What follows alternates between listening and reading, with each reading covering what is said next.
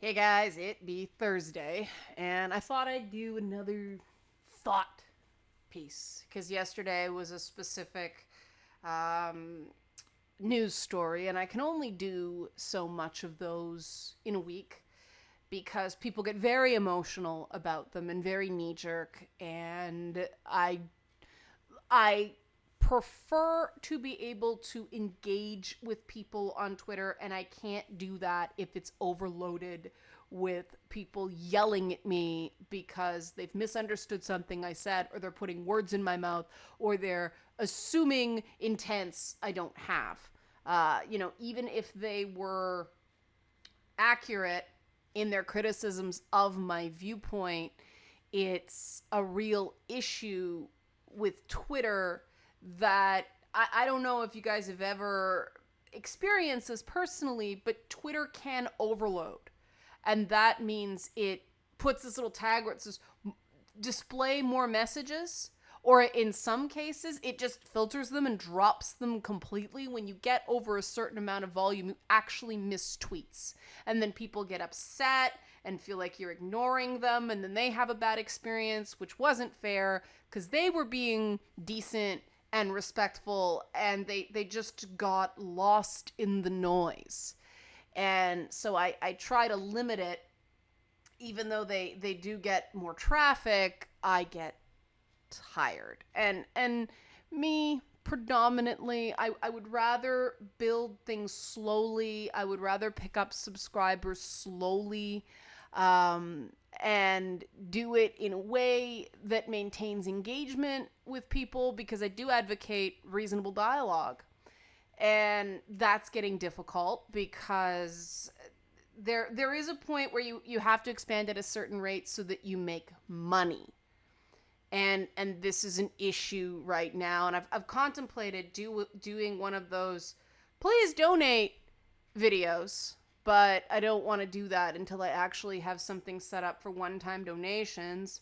Unfortunately, I'm too afraid to set up just a straight up PayPal, because that provides people with an email address linked to a bank account, and I'm still too afraid of doxing to do that.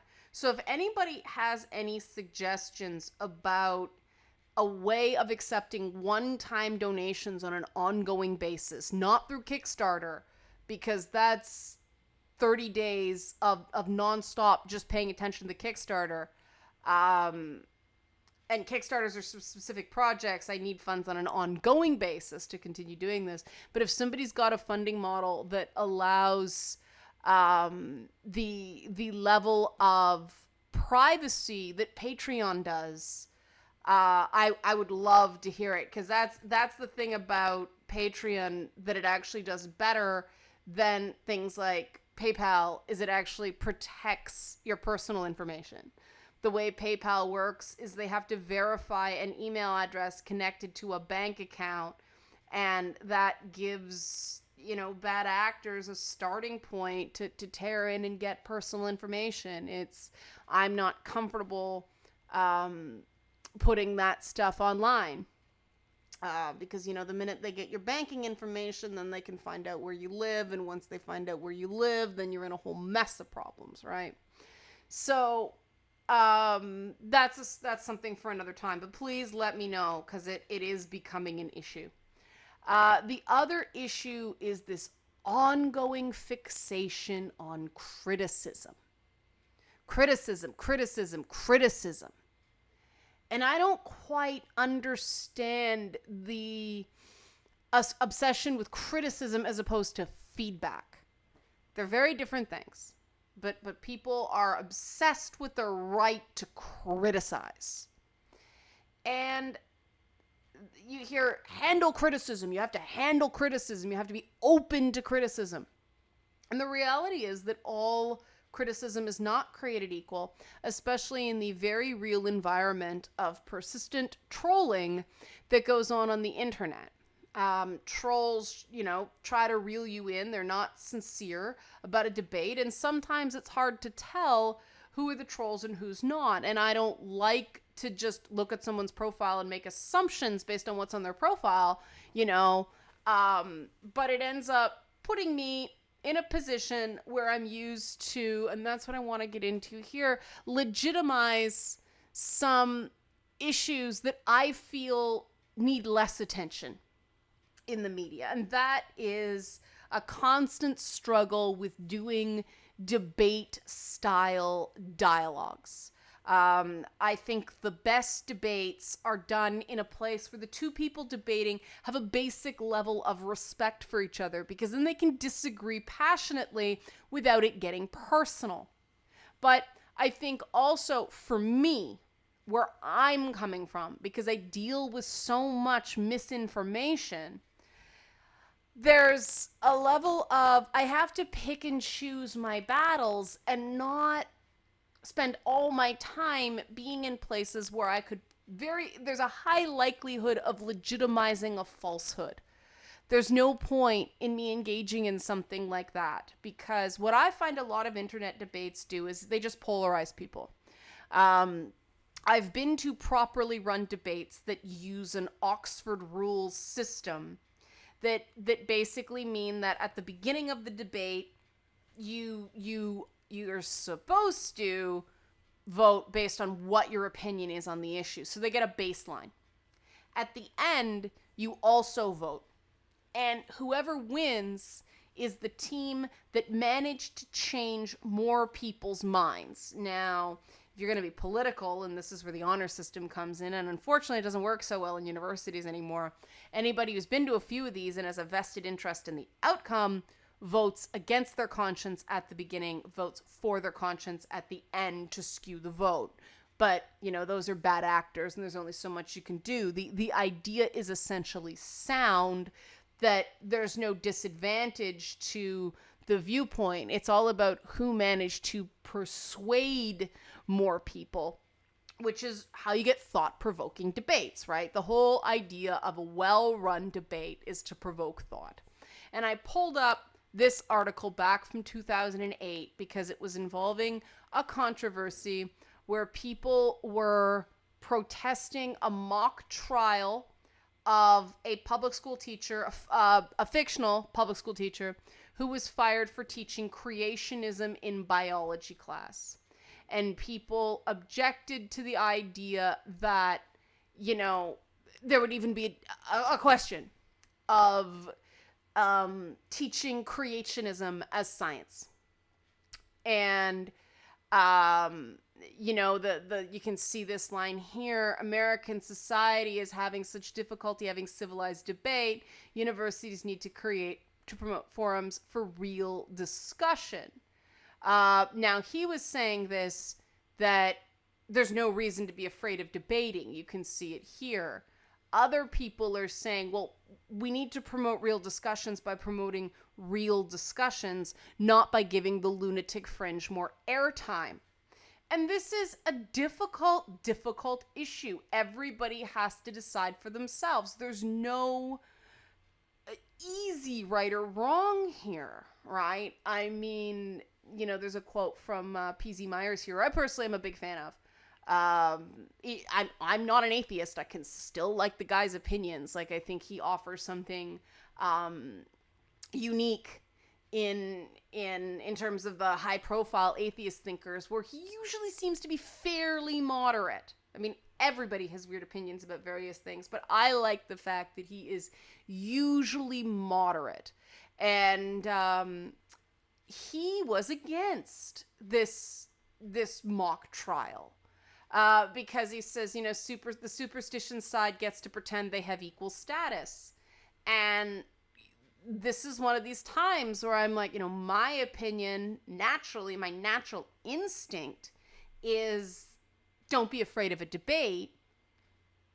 But when somebody like this, who I respect, makes this point, I'm like, all right, I respect him, so I'm going to listen to him.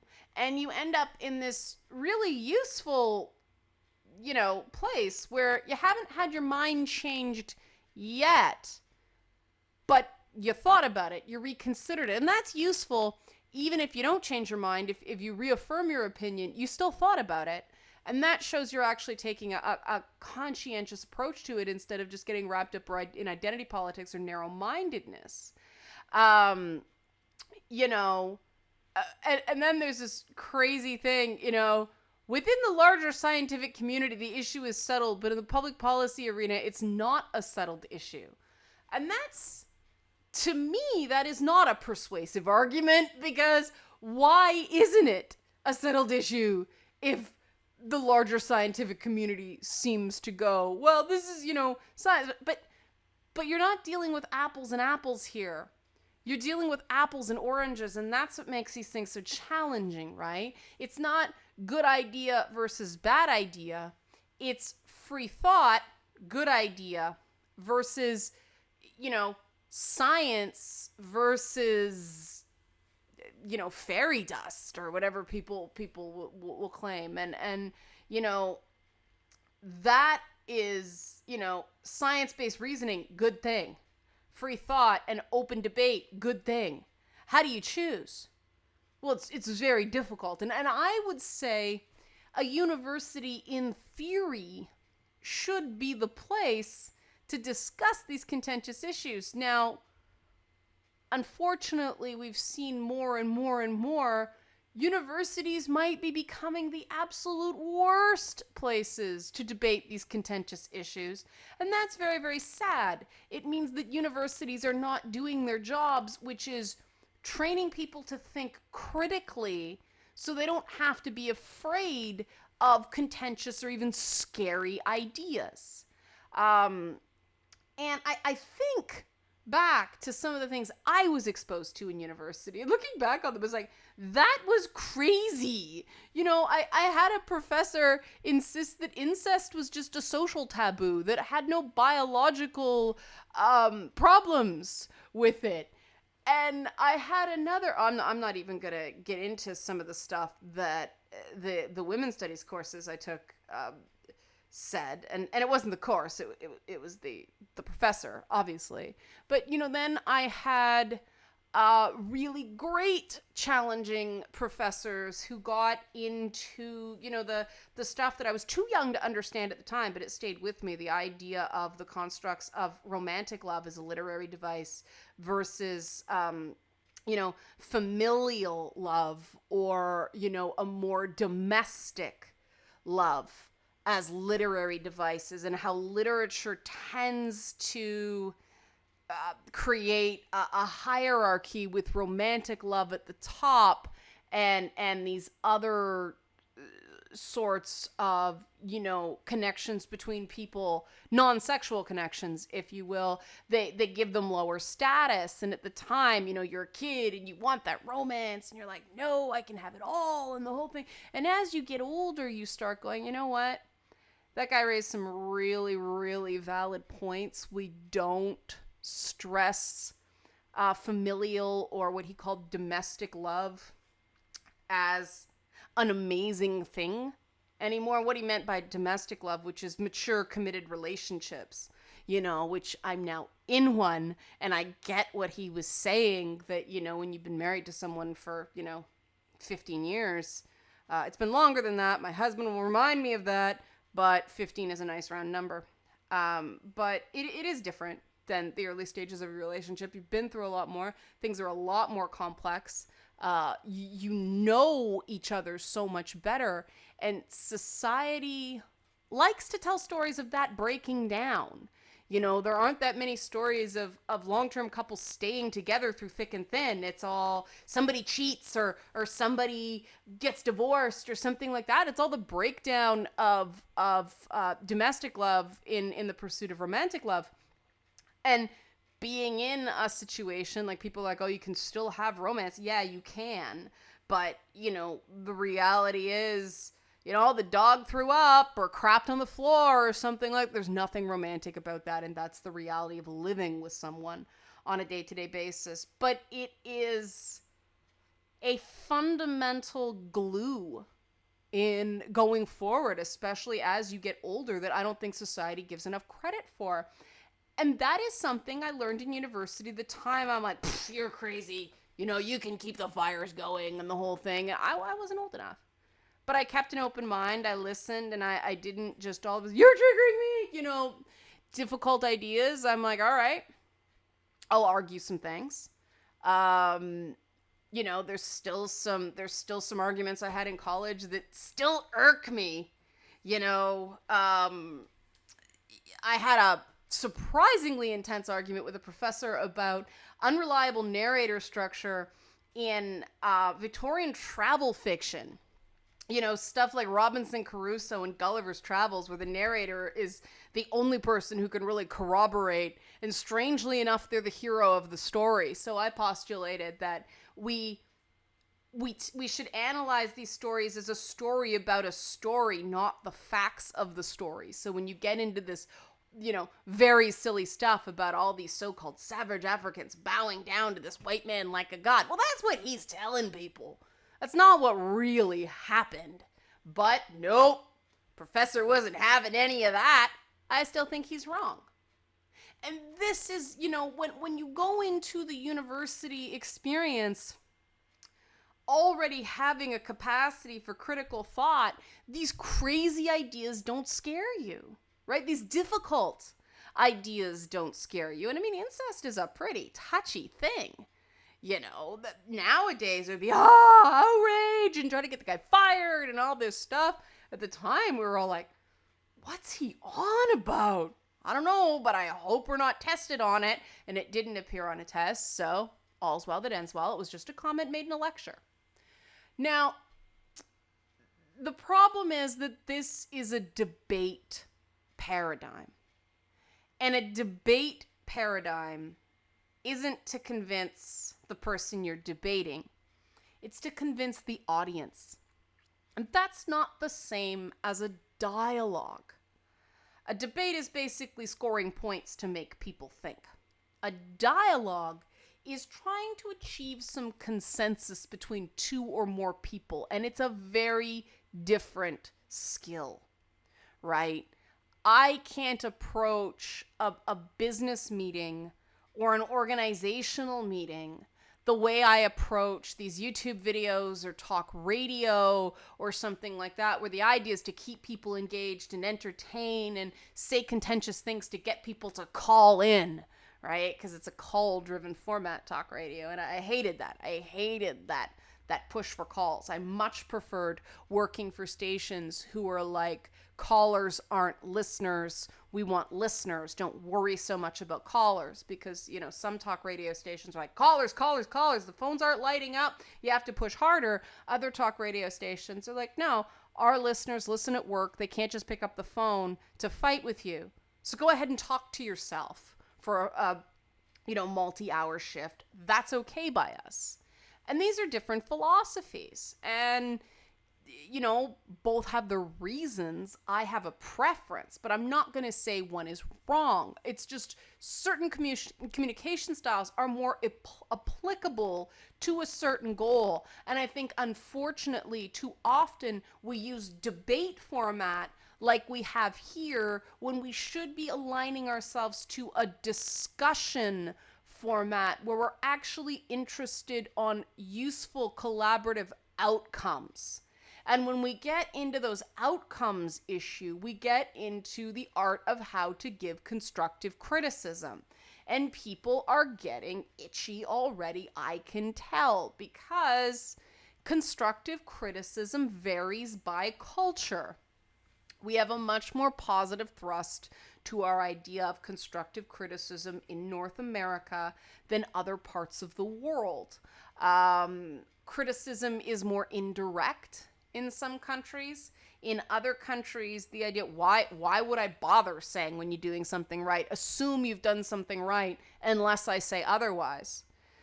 And, unfortunately in North America, we're sort of split between the two extremes, where people don't tell you every issue they have. So you can't assume that if in doubt, you're doing okay. But, on the other hand, there's this idea that criticism makes you smart, like negative criticism makes you smart.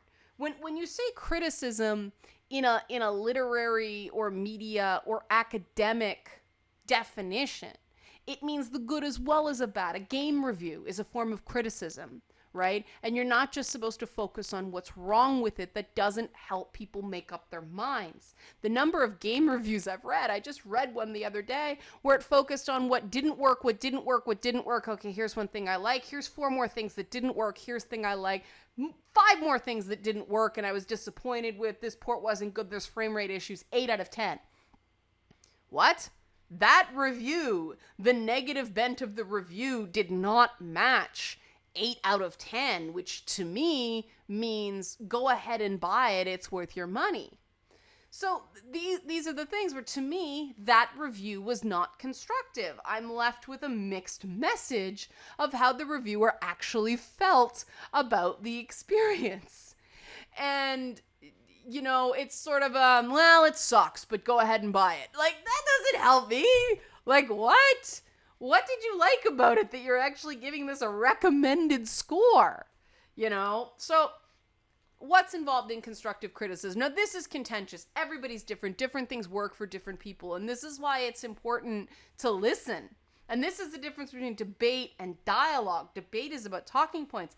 Dialogue is about being aware of the people you're having to work with and tweaking your technique accordingly. You can say the same thing in different ways. There's no point in presenting something in a way that people aren't going to receive well. But here are some things to get you started, okay, to get a better outcome.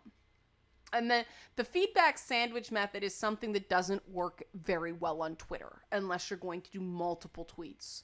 So for instance, 3 tweets, 3-part. You start by focusing on the strength. You know, I like that you did this game review and didn't punish the game too strongly for frame rate issues. There we go. Then provide the criticism. However, I felt that your written comments were unduly negative based on the score you ended up rewarding. And then round off the feedback with a reiteration of the positive comments you gave, because I see that you have, you know, a lot to offer as a reviewer. I'd greatly appreciate it and would find your reviews more useful if the written portions lined up better with the final score you grant. That's the sandwich method. Now, obviously, this takes a lot of words. It's not good for Twitter. And this is the problem when you're communicating in Twitter. There are ways to adapt it, like positive tweet, negative tweet, positive tweet. That's a way to do it. End on an up, you know? And then, like, you're basically, what this is give someone a reason to listen, give them what you feel needs improvement, and then give them a reason to care. It's priming and closing, basically. That's what it does. So, you know, you don't necessarily have to do it, and it you know, what it does is it lets somebody know that you actually do see that they have something to offer and you're not just one of these haters that thinks their work is total shit, because everybody has those, and you really do have to tune out those people because you're never going to please them. And what this does is shows, no, you're not one of those haters. You're someone the person should listen to. But, you know, they feel it's unnecessary to give praise for the sake of doing it. That's not the point. The point is, like I said, identify yourself as someone worth listening to. That's the constructive part of constructive criticism. And the next part, focus on the situation, not the person, which is something everybody knows in theory they should do. A lot of people slip. You know, they slip to, you know, you're an idiot, or, oh my God, I can't stand her. You know, those things. And this can be tricky. This can be tricky in part because people don't want to hurt people's feelings, and so they end up going overboard. But, you know, this is a good example to me. You're always so negative, you're draining. Versus there have been times when I was hurt by the comments you gave because they were demeaning. Now, on the one hand, I personally just tune right out when someone, usually my mother, says to me, you're always so negative. Because I'm not. I mean, I'm constantly here every freaking day saying gaming's the best and I love gaming and this stuff is so awesome and I keep doing this because I care. If I really was a negative person, I'd probably be making a lot more money because I'd have a much less nuanced argument that would be much easier to understand, and the Patreon dollars would just come rolling in, right? So the minute someone goes, don't be negative, or you're a negative person, you should work on being more positive, it's not constructive because I know they're making assumptions about me that aren't true. But if someone says this comment hurt me, it's like, all right, it's the one comment. I can address one comment. Because, I think the next thing deals with it, that it's specific. Hello, Mama. One comment is specific. Going, you're always negative, is general. And I'm not going to change everything I do for one person, even my mother. But, a specific thing, for instance, a bit of helpful feedback I got recently is someone saying, please include the links to the articles you use because I like to follow along. Fine. Thank you. Thank you for that bit of feedback, Instead of going, I can't read the thing and coming at it from a negative, it would help me. Like, this is why I follow along. All right, fine. Because apparently they watch on their phone. And so they read the articles because it's too small on their phone. I couldn't, relate to this because my phone automatically kills the audio when you nav away from the YouTube app. So I guess their phone works differently or they have some different feature. But all right, fine. That's no skin off my nose. I appreciate that. And then they came back and said, thank you for making the change. Awesome. If you're specific, and this is something that, this is not even a great example, but I guess it is, that I'd love some advice on public speaking instead of articles on communication. But to me, it's more the note we tended to get when I worked in TV a lot was, it's too long. And we'd respond, no, it's exactly 12 minutes. That's how long the segment was supposed to be. Yeah, it's too long. And we were like, are you saying it didn't sustain? It's just too long. Make it shorter. Did it not hold your attention? Cut it down. It's too long. And when someone keeps saying something like that, it means they just have this rule that, no, every segment has to be 90 seconds or less or something like that. They just, 12 minutes, too long for them, even though, the programs that they claimed are too long went on to get accolades and awards and nominations and all that stuff. So that was a good thing that we didn't listen to that because long form has its place. More, here's things on the bottom. Just saying I don't like it is not helpful. Be specific. Break your feedback down into key points. There's a better one up here that, here's a good one. This is the stuff. Good effort, but I didn't like it. Could be better. This is the stuff I get a lot on Twitter. Could be better. Not my thing. Has to be tighter.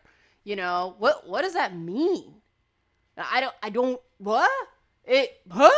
What do you mean? And look, it says, what do you mean by didn't like it? It's subjective. This, the formatting and the final recommendations. Okay, that I understand. You can go to a specific part of the whole thing and, zero in on that and go, what were they getting at? I mean, standardized fonts, give me a break. But, I would need more data to make their assessment, or somebody saying, I need it explained to me off the top in 30 seconds. Or I don't have the time to watch a 30-minute video. Okay, fine. Sometimes that means this is just not the format for them, because there are people that listen to 4-hour streams, and some of these issues just cannot be summarized in 30 seconds. That's just an introduction. And okay, fine, you do have to summarize it to ease people in. You need that introductory statement. But some topics, it's just not that simple because they're too easy to be misconstrued. You sometimes can't communicate by soundbite. But at least I understood what the person was on about with that, instead of wanting to listen, but not being able to really mine anything from it because it wasn't specific. And then comment on things which which can be actioned about. The biggest thing, that people get on YouTube is, oh, I hate the sound of her voice, or I can't stand him. I just can't stand the way he talks.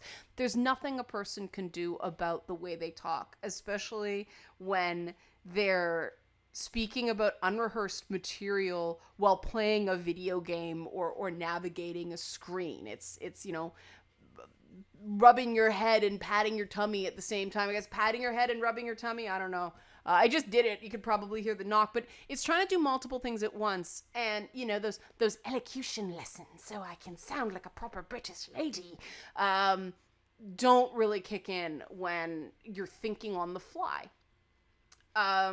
There are certain things people just can't control.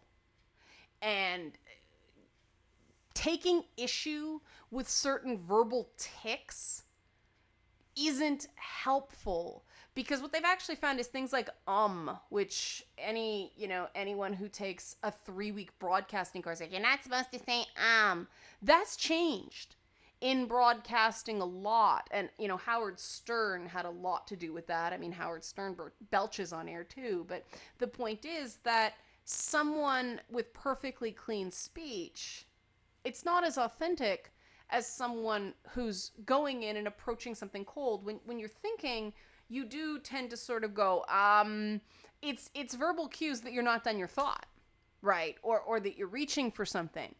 Whereas if you're reading copy, it's a different thing. And I say this as somebody who does both. I understand that if you're trying to dispatch things quickly, you don't want a bunch of and ahs in a 90-second segment. But in a longer form thing like this, they're going to happen, and criticizing the ums and the ahs aren't constructive. It's part of the format.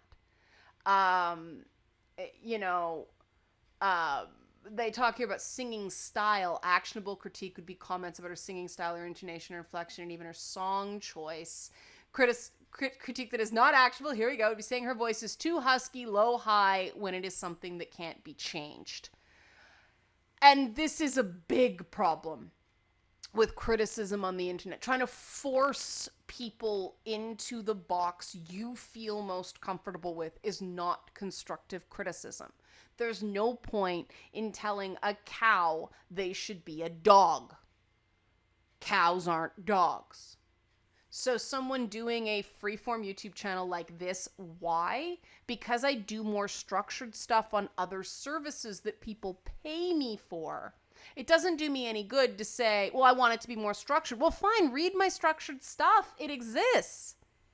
There's no point in me doing something different just to create more work product. I started doing this YouTube channel to give people a sense of me unscripted, to get a sense of me without an editor, without an editing process. This is just me, unrefined, unrehearsed. It's just me talking to you guys for a half hour a day. And I think that's important because, first of all, I think people just have to get more used to women's voices in general in this format. Just that's not a sexist thing. That don't get all freaked out. We're not used to it. And that does have an impact. People are far more used to hearing men as talk radio hosts, men as unscripted pundits, this sort of thing. We just, in general, need people to be more used to listening to women's voices so that we can allow for a greater diversity without it being seen as flawed. Do you see the difference? I hope so. Good. The other thing is there have been some very successful broadcasters. I mean, Barbara Walters is the biggest one. Barbara Walters had a very successful career. She has a speech impediment. She was talking to Howard Stern about how, the Baba Wawa thing drives her crazy because obviously it's a sensitivity that she can't say ours fully. But she's had a very successful career. She's clearly a very intelligent, engaged woman. Who gives a shit she can't say her R's? That shouldn't have anything to do with the strength of her opinions, and she went on and did very, very well. Now think about how many potential Barbara Walters of the future would get cut if you have to have perfect diction.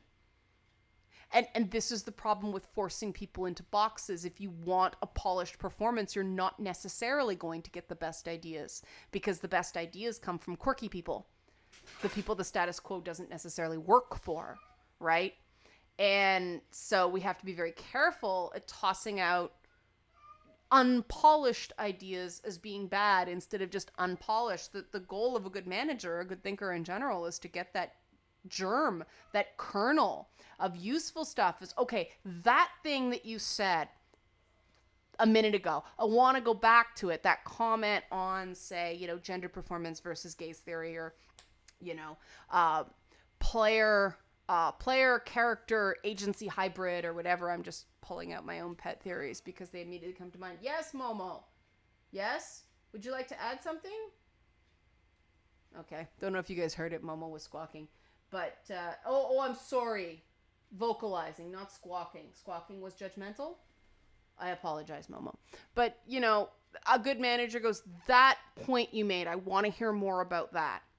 You're not focusing on you talk for 10 minutes and you said one useful thing. Let's focus on that useful thing, right? Okay, you didn't like the first 18 minutes of the video, but at minute 19, I said something made you think. Awesome, focus on that, right? Because this is freeform, guys. Everything's not going to be gold. This is practice, for lack of a better term. This is me trying out ideas. This is me engaging people in the process. So before I write an article that really could upset people on a grander stage, I'm like, okay, let's try it out here and let's see how people respond. And let's try to measure, let's try to predict response. If I was going to write this as a structured article, what's going to unnecessarily upset people? What's going to create a knee-jerk reaction that I can avoid? It's learning, right? But if all I'm getting is a steady stream of negatives, I know I can't possibly suck as badly as people make me out to be.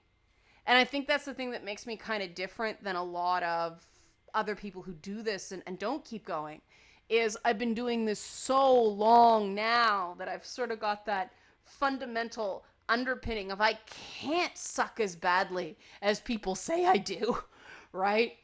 It's a tough thing to accept. And you have to have a certain number of achievements that are sort of, you have to have those past successes. And when you're just starting out, you don't have those. And it's tough for me to see people with something to offer just get hammered by these withering tidal waves of non-constructive criticism, and they quit. And it sucks because I liked what they had to say.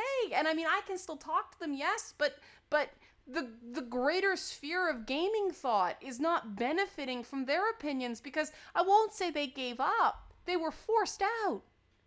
And that's not the same thing. They gave it their best. And people weren't constructive. People weren't receptive. People didn't understand that people have to try and get better. And that doesn't mean you just praise everything to be, a Pollyanna. But it does mean give people a chance. Don't automatically assume ill intent. I think that's actually here somewhere. Yeah, don't make assumptions. The speech was mediocre. The speaker appeared nervous and not able to lead the audience criticism. Assumption. The speaker never had any public speaking experience. People do this to me all the time. Oh my God, I have lost teaching jobs because people assumed I had no teaching experience because they knew me as a broadcaster. They never asked for a CV. They never asked me to present them with my actual teaching experience. I have teaching and lecture experience. It's dance and theater teaching, but I've taught. I've done multiple age groups, but I've actually lost work because people assumed I was only a performer and didn't ask what my actual qualifications were, and they were the one that called the meeting to talk to me, so how was I supposed to know they didn't know? You know, I don't know what they're looking for. You know, other things. There are numerous language mistakes in this report. The writer is not the native writer of the language. I'm not necessarily... Yes, that is an assumption, but, you know, if somebody has Russian characters in their Twitter profile, I think it's fair to say their native language is in English. And that's fair. I will totally give people an extra pass if their native language is not English. You know, that's fair, because I can't speak Chinese. The new colleague seems to have anxiety when around male coworkers. This person was brought up in an all-girls environment. Okay, these aren't, you know, what we get in gaming is this person has views which are out of step with the mainstream, you know, statement. This person isn't a real gamer. Assumption. Okay. This person seems to have a bias in favor of this media outlet. Criticism. This person's a shill for Kotaku. Assumption. Right? It's all these things. This whole get good culture has bred assumptions because assumptions are snappy. And you know, have that insult and that trash talk. But again, the trash talk that goes on in gaming, that's its own sphere of communication. When you're not in a game, the trash talk paradigm doesn't have the context to be appropriate. And so when I see people going, we just want debate, we just want debate, we just want debate. Well, if you're not getting it, do everything you can to make sure, first of all, what you really want is debate. Because what debate means is that people are going to come at you hard to try to sway a third party. If you want discussion, you have to ask for discussion, because I think a lot of people actually are getting debate and then not handling it well because what they really wanted was discussion. And then they wonder why the person who came in ready to debate went, wasted my time. You can't handle criticism. You're not prepared to debate. No, they were. But the minute they actually started debating you, you got, you know, some people would say you got your dick in it, but they got an emotional response. And when you get an emotional response in a debate, at least with me, I back off and I stop debating. Because debate to me means we all come at this from an understanding of what the rules are and that it's, you're going to take some knocks because there's an element of pageantry. Discussion, I would approach very differently. But it's very interesting to me. 2 people today did this. They came at me with, whoa, you know, that big, oh, tough. I am tough. I'm going to, whoa, how, you know, you're privileged or whatever or something like that. And my response to an assertion like that is prove it. Present evidence. Because otherwise, this is just your emotion-driven opinion. And then I get accused of being angry. It's hilarious. And when I start going, that's an assumption, that's an assumption, that's an assumption, it's amazing how many people get their knickers in a twist. They're not prepared for it because they came in saying, I want debate. What they really wanted is a discussion with a component of validation, which is fine.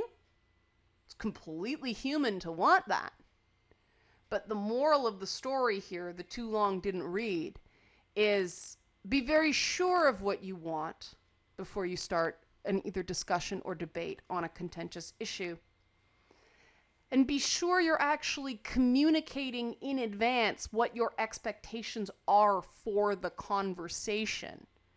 Because I'm not here to legitimize individual emotional responses, which is that fairy dust a lot of people respond to.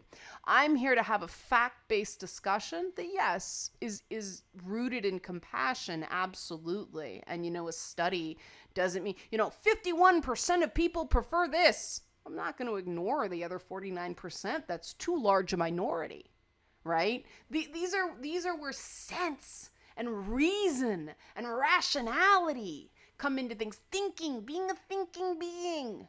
Instead of just looking for the easy answer, the thing that's going to make you temporarily feel the best. And that's a skill. And it's a skill that can be improved, which is why I spent 45 minutes talking on the topic. I wanted to make this 20, but it turned out that it was bigger than that. And with YouTube, people stop and start, and I'm less afraid of talking for longer. It just brutalizes my internet connection with the uploads. Oi. So I'm going to stop now. And hopefully you guys found that helpful, or parts of it are helpful. And I'll be very interested to see the comments on this video to see if people actually incorporated what I'm saying, or they just kept being unconstructive assholes.